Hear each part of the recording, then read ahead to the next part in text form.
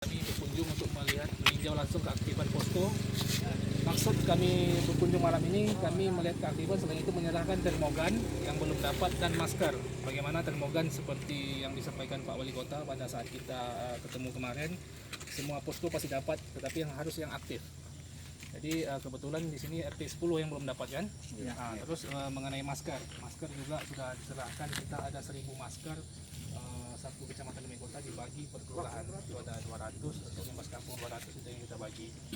Jadi baiklah, pada malam hari ini saya ingin menjelaskan mengenai SOP daripada gugus tugas posko RT.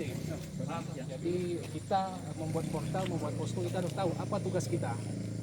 Sini saya menyerahkan, sini sudah ada 11 acuan, menjadi acuan dari Bapak RT sekalian, Bapak personel posko, apa yang menjadi tugas kita. Yang pertama, kita memberikan himbauan, sosialisasi dan edukasi, upaya pencegahan kepada masyarakat. Jadi kita membantu pemerintah untuk membantu mensosialisasikan segala kebijakan pemerintah pada saat ini, yang berlaku pada saat ini. Dan banyak. Pertama, kemarin sudah ada jam operasional warnet kan terus berkembang, akhirnya tutup. Yang juga sekarang yang terbaru mengenai pembatasan aktivitas malam. Jadi pembatasan aktivitas kegiatan malam itu dari jam 9 malam sampai jam 5 subuh tidak ada lagi yang beraktivitas kecuali personel posko untuk menjaga lingkungan masing-masing. Jadi untuk diketahui oleh Pak RT selaku ketua posko, Pak RT bertanggung jawab di wilayah lingkungannya masing-masing. Bertanggung jawab artiannya gini, dalam hal sosialisasi, edukasi, dan upaya pencegahan di lingkungannya masing-masing. Jadi bertanggung jawab.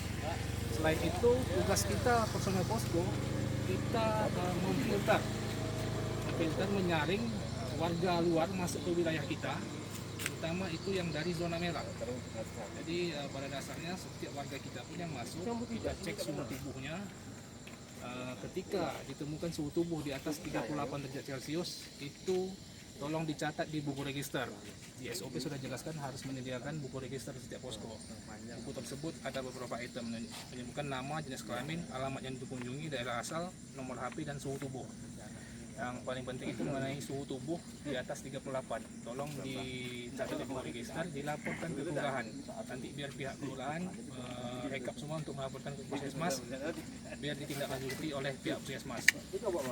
Selanjutnya, selain itu, yang warga dari luar itu yang paling penting. Di wilayah kita siapa tahu ada tetangga atau keluarganya sendiri yang datang dari luar kota, seperti misalnya dari Pekanbaru, dari Jawa. Itu tolong didata. Itulah fungsi kita membuat posko, membuat portal, kita menyaring. Jadi kita tahu, karena Kecamatan Dumai Kota itu yang pertama kali kasus positif.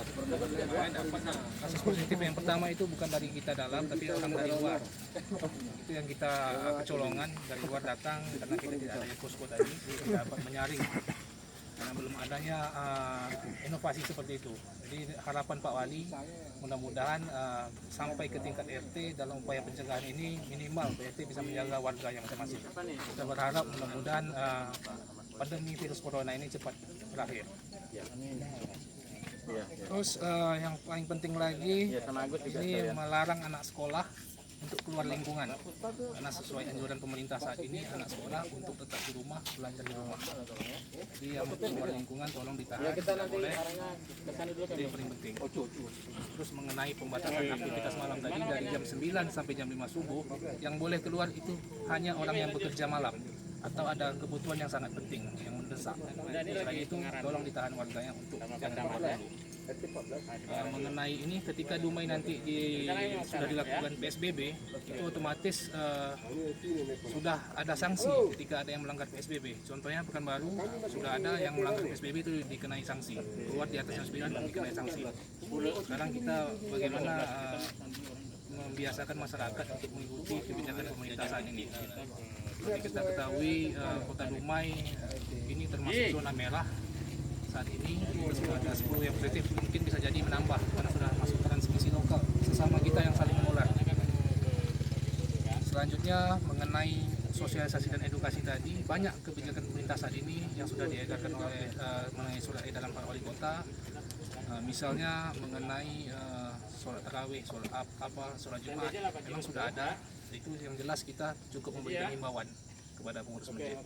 Intinya ini kan mudaratnya lebih banyak, itu yang kita takuti. Jadi mungkin hanya itu yang bisa saya sampaikan. Mungkin dari Pak RT atau personel posko ada yang ingin bertanya, silakan, karena kami akan berkunjung ke yang lain lagi. Kalau PSBB itu Pak, apa Ya. nanti ada atau surat yang sampai ke RT gimana? Ada Pak, ada. Ini kan sekarang ini lagi dirapatkan karena PSBB itu ada aturan-aturan khususnya.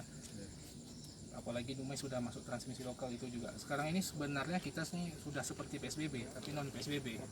Karena kita sudah dibatasi aktivitas kita, berjualan sudah dibatasi. Itu sudah hampir mirip sebenarnya.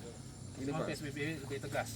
kita mengharapkan kalau itu berlaku sistem harus ada sistem pengawas nih, Pak. Harus ada feedback tindak lanjut. Ya, Karena kami kemarin waktu sebelum puasa menerima surat edaran wali kota dan di beberapa masjid kita terima, dan itu pun ada poinnya tidak boleh melakukan sholat tarawih. Jadi kami malam pertama tidak melakukan tarawih, tapi kami tengok kiri kanan tarawih kami buka lagi karena mungkin belum ada pengawasan. Setelah kami analisa pun surat edaran itu kan tidak ada pengawasan, tapi kalau PSBB mungkin ada pengawasan. Jadi setiap surat edaran kalau PSBB itu akan dibunyikan, akan diawasi kan gitu. ya Pak. Jadi kita sekarang ini bekerja sesuai dengan tugas kita. Kita melakukan sosialisasi, edukasi, dan apa yang pencegahan. Jadi itu terus. Yang jelas kita terus mengingatkan pada masjid apa jelas sesuai tugas kita. Ya. Jadi sampai di situ saja dulu Pak.